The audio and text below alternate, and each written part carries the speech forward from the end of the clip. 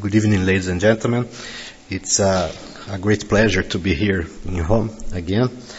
And first of all, I would like to thank the scientific committee and especially Professor Hugo Maia for this kind of invitation on behalf of SOBRAGE, our society.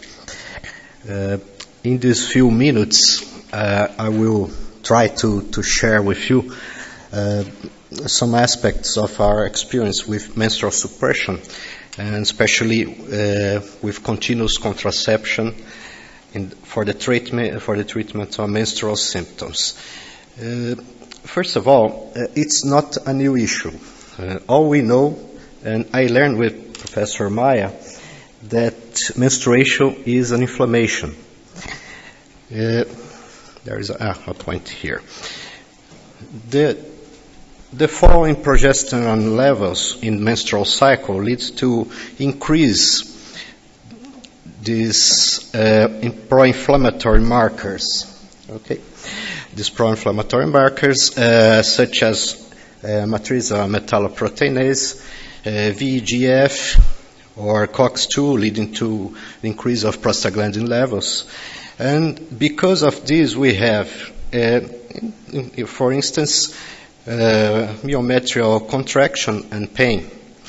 But for emotional symptoms, how the inflammation can be linked to emotional symptoms during menstrual cycle, or when we have a hormone withdrawal, such as during a hormone-free interval during oral contraception, for instance.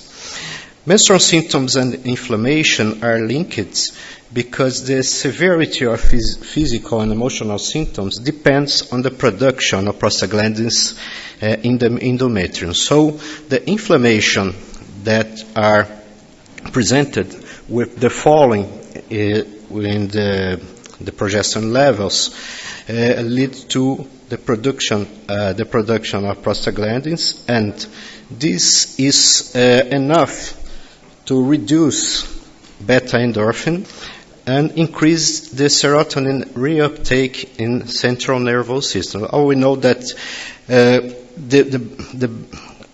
serotonin is good when it is not reuptaked. Serotonin is in this space is good, and reuptaked is not so good. So the symptom can occur linked to inflammation and, of course, induced by the menstruation. In this way, why the pill-free interval every 21 days is not necessary? Because, first, increased prostaglandins in the endometrium, leading to pain and bleeding. Menstrual symptoms can reappear, and for some authors, it can be less efficient to prevent endometriosis, such as Dr. Maia had explained in your lecture. It's not a deja vu, Hugo. It's a classic study of our friend Patricia Sullick in the U.S. that studying patients who are taking pills in the traditional regimen at 21/7 with 7 days pill-free interval. The authors can observe that all of these symptoms occur during the days of taking pills, but all of these symptoms increase during pill-free interval. So it is enough to take in account that if we reduce the pill-free interval, many patients can be benefit with these symptoms. We studied some years ago some patients that are pills users in traditional regimen 21/7 of any oral contraception, and we found out that 65% had some symptoms during pill-free interval. It's high, but it's very similar with other studies in the literature. For this patient who have these symptoms, we offer an extended regimen of ethinylestradiol 30 micrograms with gestodin 75 micrograms for 56 days without pause. So we can see that here we can be better of these symptoms with the exception of breast pain after the continuous use of this formulation. This is the clinical acceptable reasons for altering the hormone-free interval. We can see here many medical situations and indications for that, but we can see that convenience it's another issue that we can have reason to alter hormone-free interval. Why women want to have less bleeding? It's a question that we can see the fewer intents of menstrual complaints is the most respond by it's a German citation.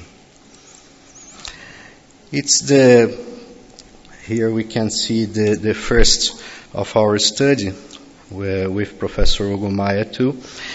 And when we study the continuous use of a continuous pill with ethinylestradiol 30 micrograms and drospirenone 3 milligrams, in this study the symptoms were with significant improvement in the continuous use versus the cyclic use were dysmenorrhea, headache, nausea, acne, and increased appetite.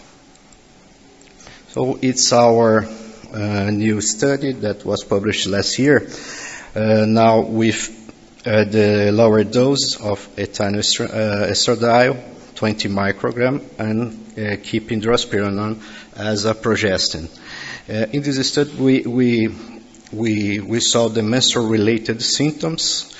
This is the design of the study, conducted with patients, and that was assessed according to the DRS 17. And we two groups of extended use, that was continuous use, and the group 2 with a 24/4 regimen. That's a good regimen to relieve symptoms. So this is a very difficult comparison if we consider the continuous and 24/4, because 24/4 is good to relieve menstrual symptoms. This is the study design. We have in final this group of patients, and in both groups we observe a reduction in total symptom score versus baseline. This is for the continuous group. So we have a decrease in total score of symptoms based on DRS 17, and for 24/4 regimen, we can see that it was very similar with this population at cycle 6. In the graphic, we could access the scores with some percentages that we have not seen any difference in the treatment. So in summary, the lower doses of ethinylestradiol 20 micrograms and drospirenone 3 milligrams in extended regimen was comparable to 24/4 regimen for the relief of premenstrual symptoms. This is the conclusion of the last study that we have done.